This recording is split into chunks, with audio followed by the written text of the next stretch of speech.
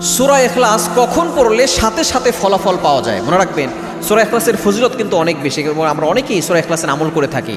সূরা ইখলাসের ফজিলত কতটা বেশি নবী সাল্লাল্লাহু আলাইহি ওয়াসাল্লাম নিজে বলে দিয়েছেন, যে ব্যক্তি সূরা ইখলাস একবার পড়ে আল্লাহ পাক রব্বুল আলামিন 10 পারা কোরআন শরীফ পড়ার সওয়াব তার আমলনামায় দিয়ে দেন। যে ব্যক্তি 3 বার পড়বে 1 খতম কোরআন শরীফ পড়ার সওয়াব তার আমলনামায় চলে যাবে।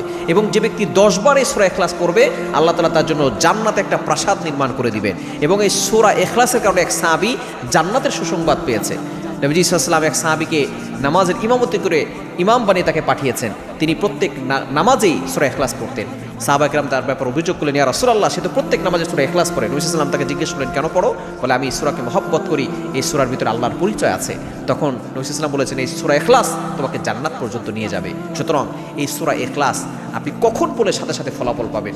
আপনি জুমার দিন আসরের নামাজের পরে এই সময় দোয়া করলে দোয়া কবুল হয়। আপনি এই সময় সূরা ইখলাস আপনি 10 বার পড়বেন।